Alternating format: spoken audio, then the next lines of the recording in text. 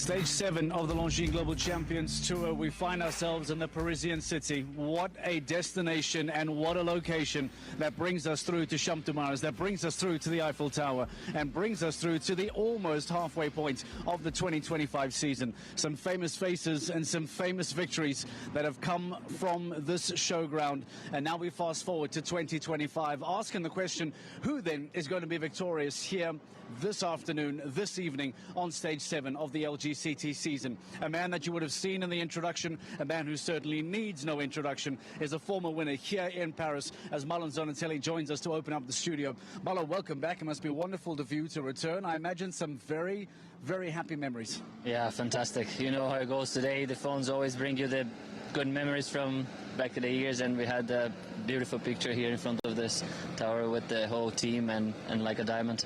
That was an amazing year. Does it feel like it was just the other day? I realize now that years have gone by. Does it feel like it was just the other day? Yeah, even though it's 3 years ago, it feels like it was just yesterday, because it's so many memories. It's still fixed on you, and just when you're here, it brings it everything back. Talk to me about performing here in this ring. We come off the back of a very busy period on the French Riviera. We have Cannes, we have Romochuel, Saint-Tropez, generally very small, tricky sand rings. You then come to Paris, a lot of questions being asked. As a man that has been successful here, what would you tell to the 40 riders that are coming up later on today? What are the challenges? What are the tricks that often present themselves in a Paris LGCT Grand Prix? Yeah, Bordeaux is an amazing course builder. He's always super fair with the horses, so his courses many of the times are very technical courses. Like you see a lot of faults everywhere, delicate jumps. Every kind of ring that you mentioned there has different aspects. Like here, one of them is that we're on top of a fountain. So we have the middle part, which is higher, and the bottom corner. And how much impact does that make? For someone who doesn't realize, the ring is actually built on top of the Champ de Mars. It's basically a hill that lives in the middle of the arena that we just pile sand on top of. For someone who doesn't quite realize the impact that can have on whether it be an oxer coming up, when you are climbing that hill and coming down that hill, explain to me what impact just a minimal hill can have. Yeah, it's like if you run yourself, you know, when you go a little bit uphill running, how hard that is. Imagine for the horses to jump uphill a big oxer, or even to come downhill towards a delicate vertical. That's not what you want. You want them sitting on their hocks. So that's it's definitely challenging. You really need to know your horse well and know what's going to come out of the corner. And but I think that makes it even more exciting. I stay in zone 2, so I never really have issues with too much speed. Don't you worry. You have a busy weekend as well, a lot of training work as well. I know that you have a student coming up later on today in the Grand Prix. In fact, tell us firstly, for a professional rider to then move into that, to transition into that, how is the training, coaching? This is something that we love to do. I think the Ashford group loves that. We are very into it, bring some young riders or talented riders into the sport, and Lara is just showing that today. She was now just placed in the first class. Last week she won a class, so very proud to be able to train Lara, and I think she has learned more and more. In Shanghai we jumped our first clear round in our first global Grand Prix, so we're looking forward to this. Memphis is in great form, her horse, and I think it's going to be a great experience for her. Much like in football, when a former player goes on to become a manager, what's it like when you have Marlon the rider hats on and you got to take it off and kind of watch him kiss and cry and be a trainer? Are those two very different personalities for you? Very different personalities, yes. I would say as a trainer, I try to be calm and try to show them, anticipate to them everything that might happen or not happen through the course with the experience we have. And as a rider, I'm very hard on myself, and I try to be very competitive, and I think that's different personalities. And that for me, I love doing both, and if I can combine both like we're doing now, it's a great opportunity. Talk to me about Marlon the rider then. We're happy to see you in Shanghai. Some might be asking, where are you at right now? Taking a lot of time to produce some younger horses. Where are you now in the Marlon Zonatelli stable at the moment? Yeah, we have an amazing group of young horses, 9 years old. So there's horses that bring big promise. The two mares I have here, two horses that I believe very much on it, and horses that will do that in the future. And that's why we're taking our time with them, because we believe there are horses that will be able to win any of the legs on the GCT tour. But that's where we are right now, and be patient to be able to produce those horses the right way, give them the time that they need, and once they're ready to perform, then be really aggressive and attacking against all the others. That patience is such a crucial word, because how do you try and be super patient? Because you see maybe a lot of riders that do risk it. I don't want to say risk, maybe that's not the right word, but they do roll the dice on a 9-year-old. I'm thinking of young Gilles Thomas, who qualified on a 9-year-old for the LGCT Grand Prix last week, qualifies again on another 9-year-old. Outstanding and amazing producing of horses from Gilles Thomas at the moment. But when you see an outstanding 9-year-old, how do you hold it back to say not now? Even if you feel it's there, it's ready, you see riders perform well on 9-year-olds, Just Be Gentle a couple of years ago. How do you look at an outstanding 9-year-old and say, not just yet, I got to pull back on that? I think do you know to pump the brakes, and when do you let it go? Yeah, it's a lot about the feeling, and I think like just the example you use about Just Be Gentle, she has been in their stables by Ludwig for years before, so you know the horse very well. My 9-year-old's a horse that is fairly new to me, not even 7 months I have them, so it's a horse that still we're developing a partnership. It's a horse that we need to get experience in different rings. Already this ring here, from being small and everybody's so close, different ground, for the horses is already an experience, so not to push them I think is the right call right now, but definitely it is about feeling and knowing your horse. Gilles at the same, he rides that mare for so long, he's been winning a lot on the 2-3 star level already with her, so he knows that she's ready for it, and we saw it last week that she's also ready. I look forward to seeing a calm trainer, Marlon, in the Kiss and Cry later today. Your promise, not mine. Best of luck to Lara today. I hope that it's a really good afternoon for her. Thank you for joining us. We really appreciate your time. A former LGCT Grand Prix winner here in Paris. Marlon Zonatelli joins us live in the studio as we get ready to build up to today's Grand Prix, the 7th of the season. The start is moments away. Before we get to the actual class, let's remind you as to what took place in the previous stage as we went back to Romanchuel, Saint-Tropez. Let's flash back. A very good afternoon. Occasions in world sport do not come any bigger than this one. Welcome to leg 6 of the Longines Global Champions Tour. Jérôme Guéry now set sail for the final fence here in Romanchuel Saint-Tropez for the first double clear of the afternoon. Scott Brash target as he eyes up his 14th Longines Global Champions Tour Grand Prix win. Now the home run.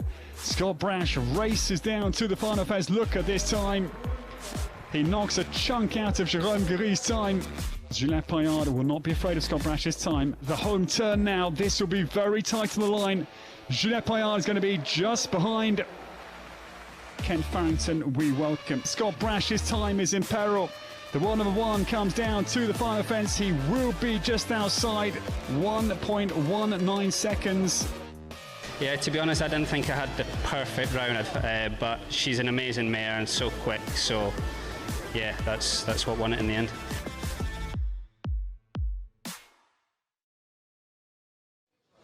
Close her channel to me. Stage impact what takes place coming into Paris here this evening. Let's bring it up for you. This is the overall rankings now following that stage, and let's give you a perspective as to what it looks like for Gilles Thomas, the young Belgian who continues to impress and continues to shine in 2025. He now leads by more than 17 points over Simon de Lestre. The Frenchman on Dexter Fontenay will be looking to try and finally be victorious here tonight in front of his home crowd. Scott Brash, 2 victories already in 2025. His season is flying high. And Max Kuhner, the defending LGCT champion, returns here to Paris and will have a very, very early start. We look forward to seeing Andreas Skau and Dennis Lynch later on today as well. But those are the overall rankings coming into Paris here this week. It is going to be an outstanding LGCT Grand Prix, and we are looking forward to seeing the impact of today.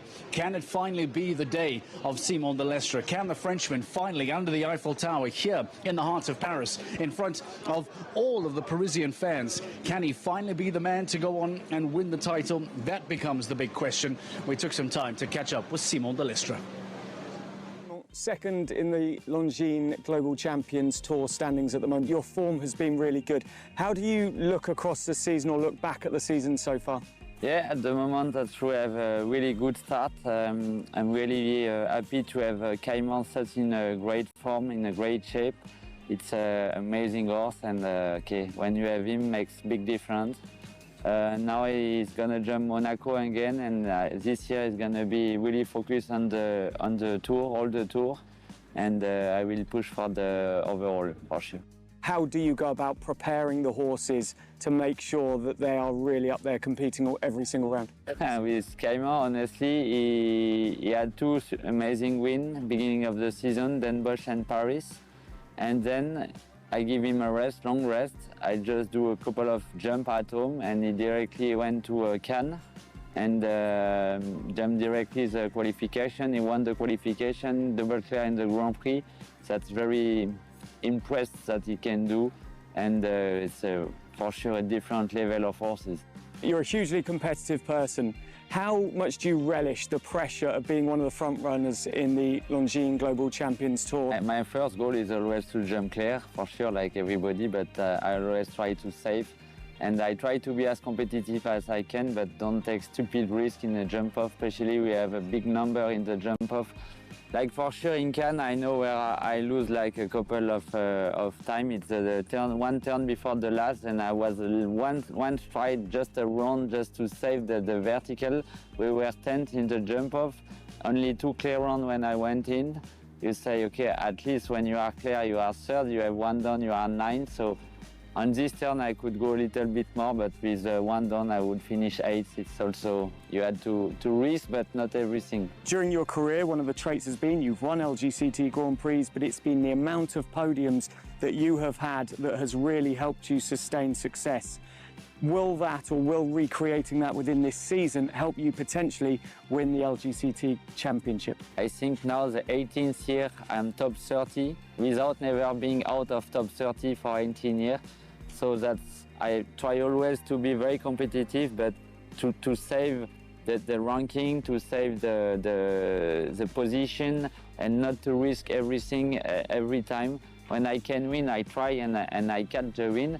But sometimes I saw the jump off, I know my horse, and I know if I try to go for that time, it's almost more risky, or like 90% to have the fence down that I'm not doing.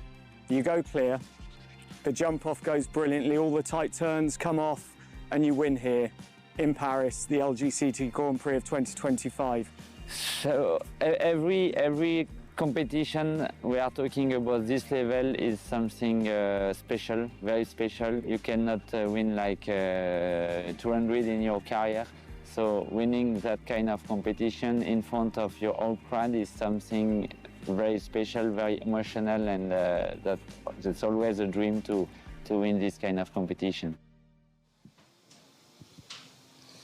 Simon Lestrom, is this the moment for the Frenchman? Is he finally going to be the guy that gets on top of the podium here at the end of the night at the Longines Global Champions Tour Grand Prix of Paris? We are hours away from finding it out. He will have to compete with 39 other of the best riders of the weekend here in Paris.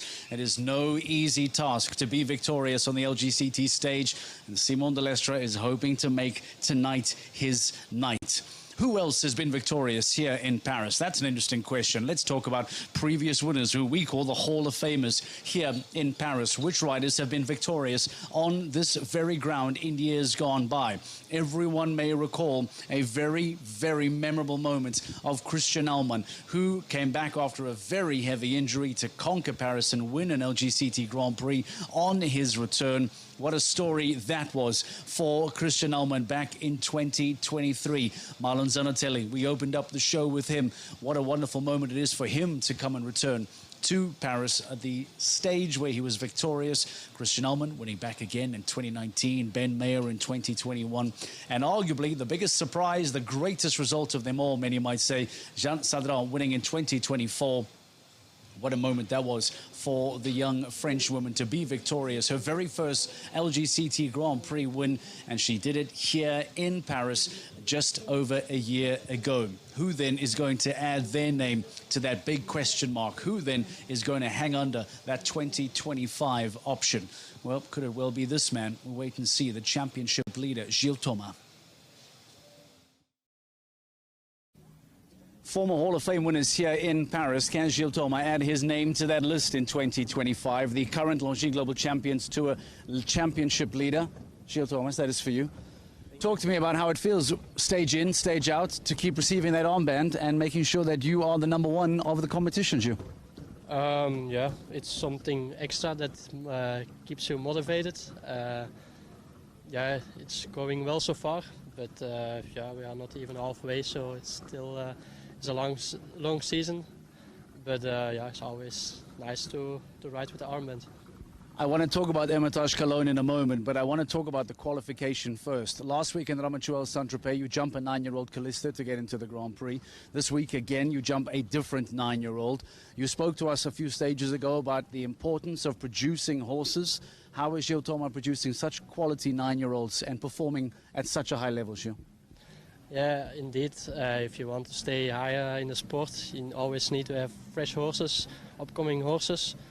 And I think we also breed a bit, and yeah, in Belgium we have a lot of breeders and owners, and yeah, we know them well. And then I've been lucky that I got the chance to ride several good young horses, and we have also a good team at home in our stable that produce them till 8 years old, and then I take over a bit the reins. And yeah, like now it's a bit the middle of the season. I can bring already sometimes 9 years old to the globals as well, and especially like last week Alissa did very, very good, and also this week Chiara, she jumped clear in round 1, so yeah, it's nice to have also next to Luna and Hermitage also a few very good upcoming horses.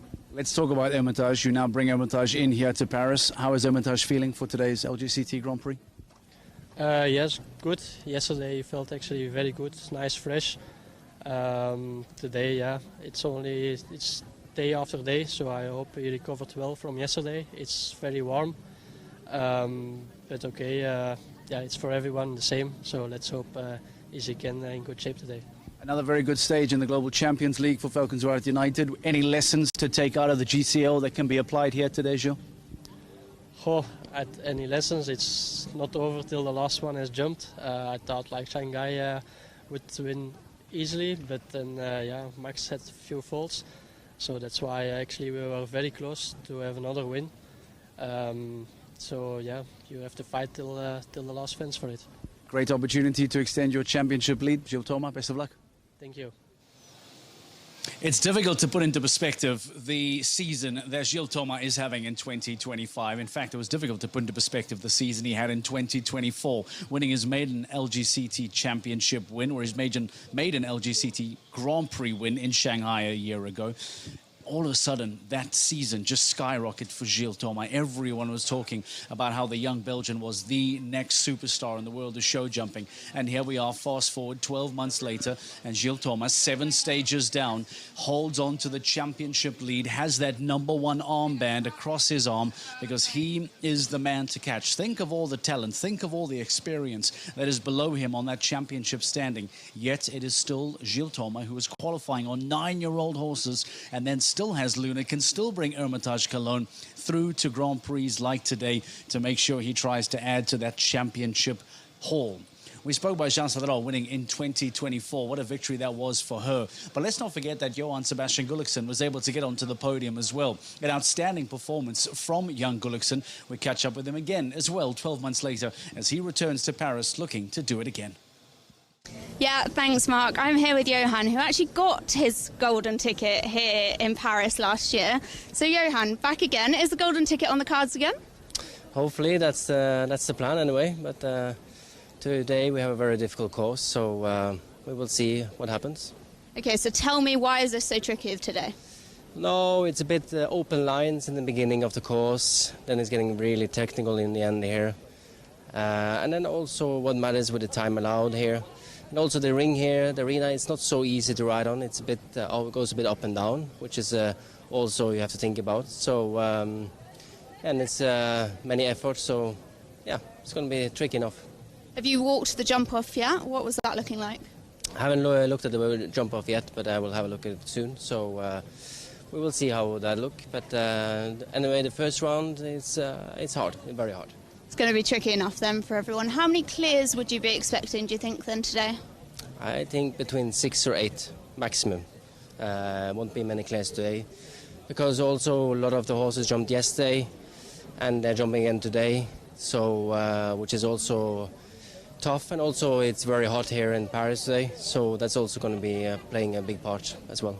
Definitely, that's actually a really interesting point, because normally our shows we've got the day off in between, but Paris is different. We obviously had GCL yesterday, big 160 track, best horse, and then everyone's using them again today. Where do you think kind of like the horses, they come in, they've got a little bit of room here in the arena, but it is a lot of jumping for them. It is, and it's coming quick. The fences are coming quick, so also makes it difficult. And also, yeah, but actually the horses are handling the heat better than what we do actually. So hopefully that will be good today. Perfect. Well, thanks so much for talking to us. Hopefully we'll see you in the jump off. Thank you. Perfect. Thank you very much to Floss Jones. Thank you very much to Johan Sebastian Gulliksen giving us some thoughts on what it is like to return to Paris. And as he points out, always very difficult when there are back-to-back classes. You need to keep the horses fresh. You need to make the right decisions at the right times to be successful throughout the entire week on a global champion stage like this. Let's take you through what the start list looks like, give you some perspective as to how the riders are going to come out. I remind you that from the qualifiers, the best qualifying riders will go towards the end. It is the reverse order of the qualifiers. So Max Kuhne had a handful of fences down in yesterday's qualifier. It means that he will be very early to go. First, in fact, we see Victor Bettendorf, a former LGCT Grand Prix winner in Rome, and also a Super Grand Prix winner, the LGCT Super Grand Prix winner back at the playoffs last year as well. He is pretty early to go as well. That was an early look at the riders to come out that will start today's LGCT Grand Prix of Paris. It is next. Come with me right under the Eiffel Tower. Stage 7 gets underway next.